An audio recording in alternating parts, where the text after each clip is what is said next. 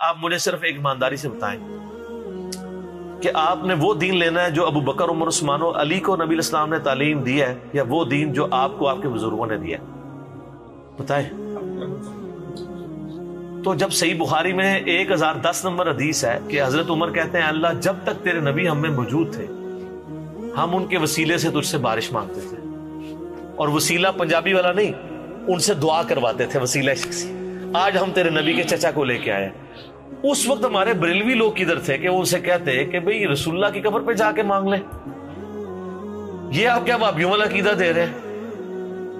انا کننا نتوسل الیک بنبینا، پہلے ہم کرتے تھے، تو کیا آپ رسول اللہ کی بزرگی کے آپ قائل نہیں رہے؟ ان کو پتا تھا اب رسول اللہ کے ساتھ ہماری کمیونیکیشن نہیں ہو سکتی۔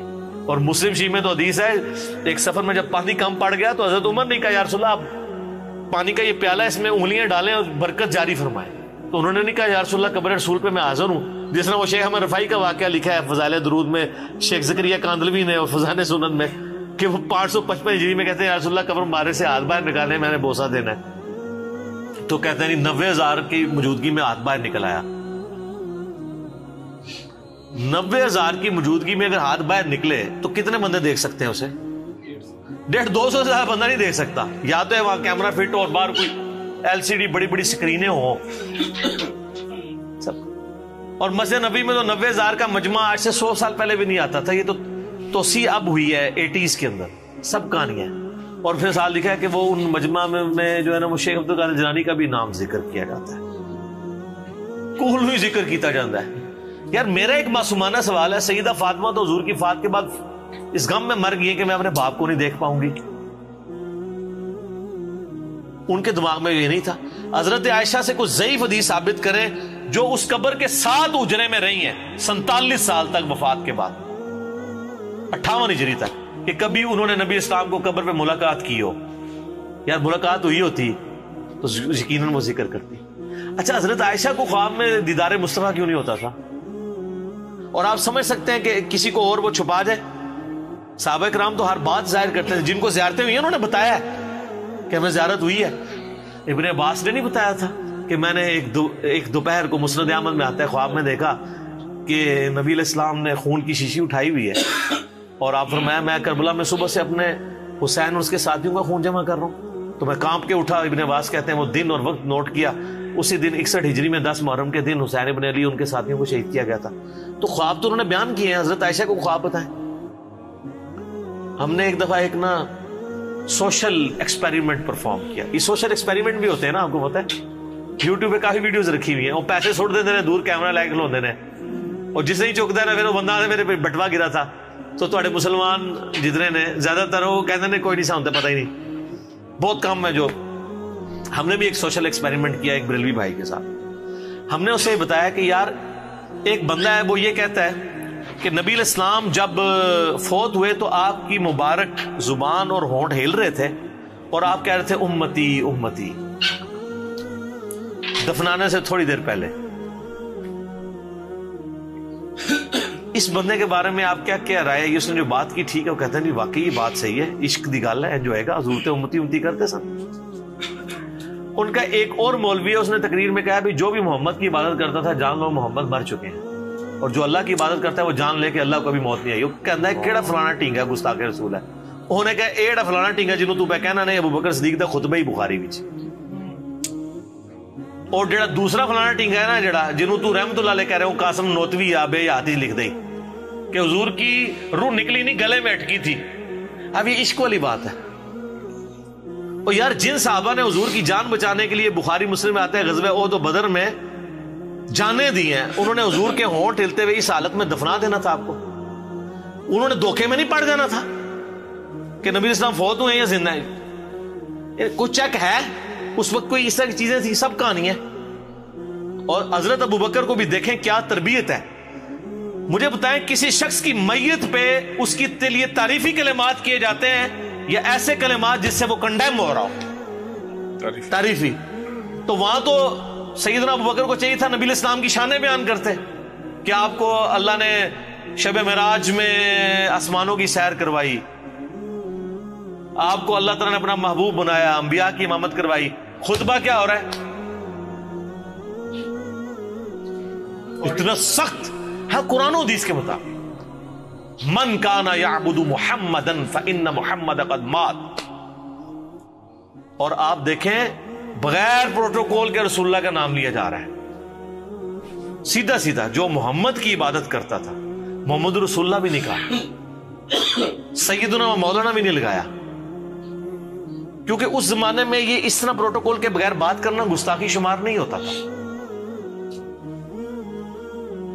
تو وہ جان لے کہ محمد, فوت کا لفظ بھی استعمال نہیں کیا, وصال کا بھی نہیں. فَإِنَّ مُحَمَّدَ قَدْ مَاتَ وَمَنْ كَانَ يَعْبُدُ اللَّهَ فَإِنَّ اللَّهَ حَيٌّ لَا يَمُوتُ. اور جو کوئی اللہ کی عبادت کرتا ہے وہ جان لے اللہ زندہ ہے, اس کو موت نہیں ہے. سر یہ ابو بکر رضی اللہ تعالیٰ عنہ کا خطبہ اس چیز کے لیے کافی ہے کہ رسول اللہ اپنی دعوت میں کامیاب ہوئے ہیں. جو ننگی توحید, ننگی تلوار والی توحید آپ دنیا میں لے کے آئے تھے, آپ اپنے جانسار صحابہ کو ٹرانسفر کر کے گئے ہیں. یہ رسول اللہ کی کامیابی ہے. کوئی درخت اپنے پھل سے پہچانا جاتا ہے. حضرت ابوبکر وہ پھل ہیں جو درخت نبی علیہ السلام نے کی شکل میں لگا. اور قرآن میں اللہ نے اس کو ذکر کیا ہے, محمد رسول اللہ والذین معہ. اس میں ذکر ہے کہ اس کی مثال اس طرح کہ ایک کومپل نکلی اور پھر وہ پوری فصل تیار ہوگی اور کسان خوش ہوتا ہے, اور کسان کو نبی علیہ السلام کی مثال دی گئی اور یہ ساری فصل صحابہ کرام کی ہے. اچھا, پھر حضرت ابوبکر وہاں پہ دوسری بات پھر اپنی دلیل میں کہہ رہے ہیں انکا میتون و انہم میتون. قرآن کی آیت پڑھتے ہیں, اے نبی تمہیں بھی مرنا ہے, ان کو بھی مرنا ہے. وما ارسلناک الا رحمۃ للعالمین نہیں پڑھی, پوائنٹ ٹو بی نوٹڈ. پھر اگلی آیت پڑھی وما محمد الا رسول قد خلت من قبلہ الرسل افإن مات او قتل. محمد تو ایک رسول ہی تھے, اگر یہ مر جائیں یا قتل ہو جائیں, اور پاکستان میں اگر یہ وصال فرما جائیں یا شہید ہو جائیں, تو کیا تم دین سے الٹے قدم پھر جاؤ گے؟ تو اللہ کا کوئی نقصان نہیں کرو گے. جو ثابت قدم رہے گا اللہ ان کو جزا دے گا. نبی علیہ السلام نے جو تربیت دی تھی, اور میں اس میں ایک پوائنٹ آج آپ مجھ سے گولڈن کوڈ لے لیں. رسول اللہ کی زندگی میں صحابہ کرام جو رسول اللہ سے عقیدت رکھتے تھے, آج وہ عقیدت اگر آپ نے کسی میں دیکھنی ہے نا تو وہ بریلوی ہے. اور رسول اللہ کی وفات کے بعد صحابہ کرام جو رسول اللہ سے عقیدت رکھتے تھے, وہ عقیدت اگر آپ نے دیکھنی ہے تو وہ اہل حدیث ہے. سبحان. میں نے صدیوں کی ہزاروں صفحوں کی کتابوں کو ایک جملے میں سمو دیا. یہ جتنی عقیدت تھی آپ کی زندگی میں, آپ کے ساتھ ہمارا انٹریکشن تھا کہ وضو کا پانی نہیں گرنے دے رہے, ٹھیک ہے جی, بال مبارک. لیکن جیسے ہی رسول اللہ قبر میں گئے ہیں, صحابہ کرام کو پتہ چل گیا کہ اب ہم نے قبر سے نہیں مانگنا, قبر کی مٹی نہیں چاٹنی, آپ کی قبر پہ سجدہ نہیں کرنا, اور سٹرکٹلی توحید کو فالو کرنا ہے. جو آج اہل حدیث رونا روتے ہیں, جس کی وجہ سے اہل حدیث کو وہ کہتے ہیں گستاخ رسول ہیں. تو جو عقیدت رسول اللہ کی زندگی میں صحابہ کرام کی رسول اللہ کے ساتھ تھی, وہ بریلویوں میں. ہم اس عقیدت کو غلط نہیں سمجھتے, ہم اس عقیدت کو عین ایمان سمجھتے ہیں, لیکن اس کو اس غلوف کے درجے پہ نہ لے جائیں, اس کو اسی پروٹوکول کے ساتھ رکھیں. آج رسول اللہ زندہ ہوں تو واللہ میں آپ سے کبھی نہیں کہوں گا کہ آپ جا کے صلاۃ الحاجات پڑھیں. میں آپ کو شارٹ کٹ بتاؤں گا کہ بھی صحابہ کا مسئلہ ہوتا سیدھا, یا رسول اللہ بارش نہیں ہو رہی, آپ نے تو کبھی نہیں کہا یار کعبے جا کے 2 نفل پڑھ اللہ کو مانگ. آپ نیچے نہیں ہے, بارش شروع.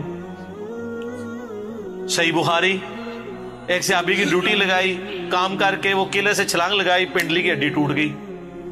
آپ کے پاس آئے عبداللہ ابن عتیق, اور اپنی پگڑی اتار کے انہوں نے اپنی پنڈلی باندھی ہوئی تھی. اسی ہونے تھے پہلے کہتے یا رسول اللہ لات پنوا لی تھوڑے پیچھے دیکھ لو, آ کے پوری رپورٹنگ کی, یا رسول اللہ آپ نے جو کام کہا تھا بتایا تک نہیں کہ میری پنڈلی کی ہڈی ٹوٹ گئی ہے. وہ تو حضور نے لنگڑاتے ہوئے دیکھا تھا, پر میں یہ کیا ہوا کہ یا رسول اللہ چھلانگ ماری تھی تو میں اللہ کہتے ہیں دوبارہ کبھی درد نہیں ہوئی. مولا علی کے بارے میں بخاری مسلم میں غزوہ خیبر پہ شعبہ چشم میں آنکھیں ہی نہیں کھل رہی ہیں.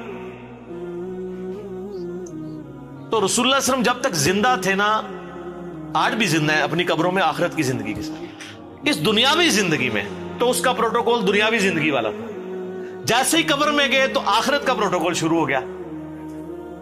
پھر صحابہ کرام نے وہ عقیدت رکھی ہے جو آپ علیہ السلام کی ڈیمانڈ تھی. سر یہ فرق ہے, یہ چیز نبی علیہ السلام کو دنیاوی بادشاہوں سے, دنیاوی لیڈر سے ممتاز کرتی ہے کہ دنیا میں اتنا کامیاب لیڈر کوئی نہیں آیا کہ جس نے ود ان 17 ایئرز جس کے فالوورز نے پوری دنیا کو تلپٹ کر دیا, ہزاروں سال کی سلطنت روما اور پرشین امپائر, رومن امپائر الٹ کے رکھ دیا, اور ایک سٹیچو بھی نہیں اپنے پیغمبر کا بنایا. اور سر ان سے پہلے کے بڑے بڑے لیڈرز کے سٹیچوز موجود ہیں, تصویریں موجود ہیں, لیکن جو ان سے بڑا لیڈر آیا ہے اس کے فالوورز نے اس کو دنیاوی لیڈر نہیں مانا, اللہ کا پیغمبر مانا ہے, اس کی تصویر بھی نہیں رکھی یار. ورنہ اس زمانے میں اتنے اتنے کاریگر لوگ تھے, تصویر بنانا کو مسئلہ, کتنے مصور تھے جو تصویریں بناتے تھے. یار ایک ہی تصویر ہمارے لیے رکھ لیتے, چلو ہم زیارت ہی کر لیتے. لیکن وہ پتا تھا کہ نبی اسلام نے ان چیزوں سے منع کیا کہ بت پرستی اس سے داخل ہوتی ہے. کوئی اسٹیچو نہیں بنوایا. تو یہ میرا جملہ یاد رکھیے گا, جو آج اہل حدیث جس عقیدت کا اعزاز رسول اللہ سے کر رہے ہیں نا, یہی وہ عقیدت تھی جو صحابہ کرام کی وفات کے بعد ہو گئی تھی. وہ وضو کا پانی اپنے چہرے پہ ملنا, آپ علیہ السلام کا بلغم لینا, آپ کے بال مبارک سے عقیدت یہ بھول نہیں گئے تھے, لیکن ان کو پتا تھا اب ہمارا کمیونیکیشن گیپ ہے, قیامت والے دن ملیں گے انشاءاللہ تعالی, پھر وہی کچھ کریں گے جناب کہ جو اس دنیا میں صحابہ کرام کرتے رہے. لیکن یہ ان لوگوں نے جس طریقے سے اس کو مس ہینڈل کیا ہے اور ان عقیدت کے واقعات کو سنا سنا کے اپنی چیزیں ثابت کرنے کی کوشش کی ہے, اور یہ ایک امیج دیا ہے کہ شاید ان باتوں کو وہ لوگ نہیں مانتے. سر وہ باتیں اس وقت کے لیے تھیں جو وقت تھا. آج آپ اس کو واقع کے طور پہ صحابہ کی ایک عقیدت کے طور پہ ضرور بیان کریں گے, لیکن آپ اب کچھ نہیں کر سکتے. نہ تو ہم قبر سے جا کے مٹی لے سکتے ہیں, نہ رسول اللہ سے کہہ سکتے ہیں اپنا ہاتھ باہر نکالیں. کیا کریں؟ شریعت کی پابندی ہے. ابو داؤد میں حدیث نہیں, ایک صحابی نے حضور کو سجدہ کیا, فرمایا جب میں فوت ہو جاؤں گا تم میری قبر سے گزرو گے, کیا میری قبر پہ بھی سجدہ کرو گے؟ کہا نہیں. اس صحابی جو حضور کو ڈائریکٹ سجدہ کر رہا ہے اس کو بھی یہ پتا ہے کہ قبر پہ نہیں کرنا, تو آپ فرمایا مجھے پھر کیوں کرتے ہو؟ اگر میں سجدہ جائز سمجھتا تو بیویوں سے کہتا اپنے خامدوں کو سجدہ کریں اس حق کے سبب جو اللہ نے دیا. اس پہ تو ہم کتنا رونا روئیں, لیکن اللہ کا شکر ہے میں بڑا پر امید ہوں اللہ کے فضل سے. میں نے 2012 میں ایک بات کی تھی گستاخانہ عبارات والے لیکچر میں 71B میں, جو اس وقت بہت لوگوں کو بری لگی تھی. میں نے کہا تھا کہ جب تک بریلوی حق نہیں قبول کریں گے تبدیلی نہیں آئے گی. جس طرح کے قریش مکہ نے جب تک رسول اللہ کی بات نہیں سمجھی تبدیلی نہیں آئی ہے. بڑے لیول پہ تو تبدیلی اس کی وجہ سے. اور میں نے کہا تھا کہ انشاءاللہ یہ لیکچر ڈیسائسو ہوگا. میں نے ان کا ایشو آئیڈینٹیفائی کر لیا. تو سر دیکھ لیں اس وقت ہماری دعوت اٹھائی بریلویوں نے. میرے جتنے اس وقت چینلز چل رہے ہیں نا, Muslim only, true Muslim, understand Islam, یہ سب لوگ بریلوی تھے. اہل حدیث خام میرے پہ غصہ کھا رہے ہیں. آپ سے ہم نے کوئی بندہ نہیں لیا, اور جو آپ سے اگر ادھر آئے بھی ہیں وہ آپ کے پہلے سے بھی نہیں تھے, وہ پہلے بھی ادھر سے آئے ہوئے تھے. ان کو جب پتا چلا ہم آدھی منزل پہ پہنچے ہوئے ہیں, اب آگے بھی جانا ہے, تو وہ آگے. وہ کل ہمارا وہ زرد پگڑی والا لیکچر اپلوڈ ہوا ہے, آپ نے دیکھا ہے؟ تو میں اپنے بھائیوں کو تھامنیل دکھا رہا تھا. میں نے دیکھو یہ امام کعبہ, میں نے انگلی رکھی, میں نے کہا یہ دیکھو اہل حدیث. پھر نیچے جواد نقوی صاحب, میں نے کہا یہ شیعہ. اس کے ساتھ فضل الرحمان صاحب, میں نے کہا یہ دیوبندی. اس الیاس قادری صاحب, میں نے کہا یہ دیکھو بریلوی. چاروں ہو گئے, اور میں نے کہا یہ مسلم جو میری تصویر لگے گی. اس کا یہ مطلب نہیں وہ مسلم نہیں ہے. مراد یہ ہے کہ ہم اس پلیٹ فارم سے بات کر رہے ہیں کہ ہم ان ساروں کو مسلمان سمجھتے ہیں, ان کے پیچھے نمازیں پڑھتے ہیں, ان کو چندہ دیتے ہیں, اور ان کی کمزوری کے لیے کافی ہے کہ یہ مسلم بات کرنے والے کو اپنا دشمن سمجھتے ہیں. تو سر کوئی نہیں, ہم نے کوئی مایوسی نہیں ہے, پبلک پہ محنت کریں, انشاءاللہ وہ قبول کریں.